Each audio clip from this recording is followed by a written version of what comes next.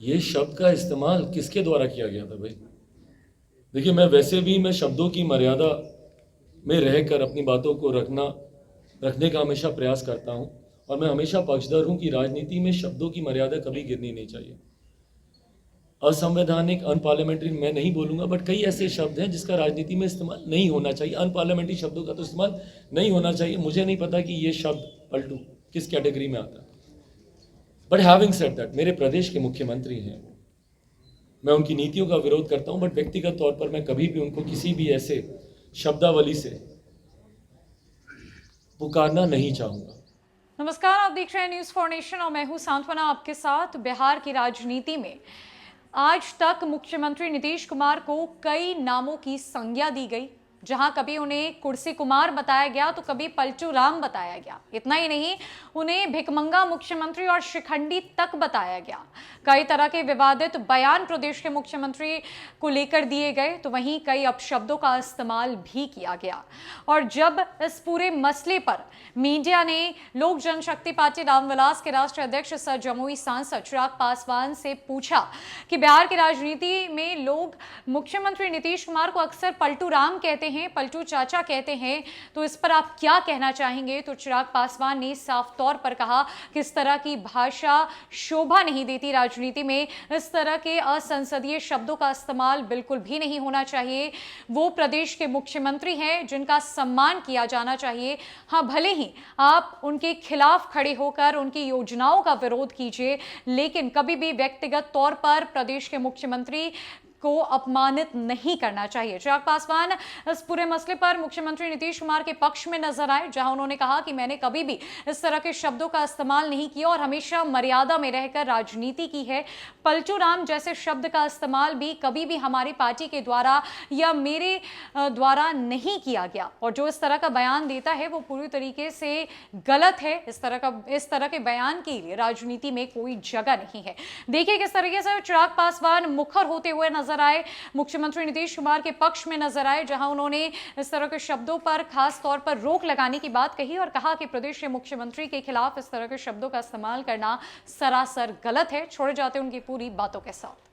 एक युवक जो है पलटू चाचा कहकर नीतीश कुमार को बुला रहे, कहा जा रहा है वे आरजेडी के कार्यकर्ता है, सहयोगी दल है आरजेडी। क्या लगता है कि उनके कार्यकर्ता भी नीतीश? तो भाई, ये टर्मिनोलॉजी किसने दी? हम लोगों ने तो नहीं दी ना। ये शब्द का इस्तेमाल किसके द्वारा किया गया था भाई?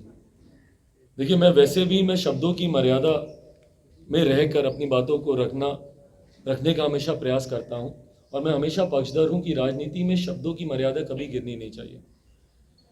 असंवैधानिक, अनपार्लियामेंट्री मैं नहीं बोलूंगा, बट कई ऐसे शब्द हैं जिसका राजनीति में इस्तेमाल नहीं होना चाहिए। अनपार्लियामेंट्री शब्दों का तो इस्तेमाल नहीं होना चाहिए। मुझे नहीं पता कि ये शब्द पलटू किस कैटेगरी में आता है, बट हैविंग सेड दैट, मेरे प्रदेश के मुख्यमंत्री हैं, मैं उनकी नीतियों का विरोध करता हूं, बट व्यक्तिगत तौर पर मैं कभी भी उनको किसी भी ऐसे शब्दावली से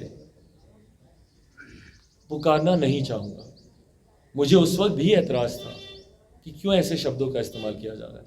तो जिस वीडियो का आप जिक्र कर रहे हैं, वो स्वाभाविक है कि उनके कार्यकर्ता होंगे, क्योंकि उनके नेताओं ने ही इस शब्द का इस्तेमाल करना शुरू किया था।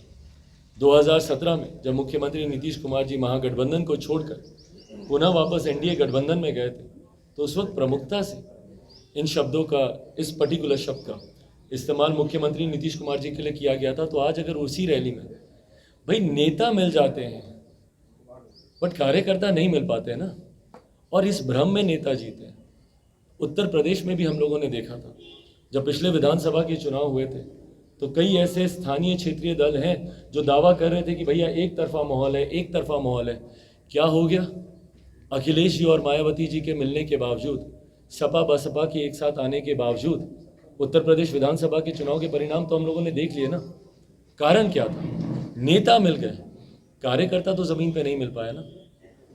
इसको अगर राजनीतिक भाषा में कहा जाए, दल मिल जाते हैं, दिल नहीं मिल पाते हैं। यही यहाँ पर भी हो रहा है भैया। नेता, और यहाँ पे तो भाई नेता भी नहीं मिल पा रहे। विडंबना तो इस बात की है, नेता तक नहीं मिल पा रहे।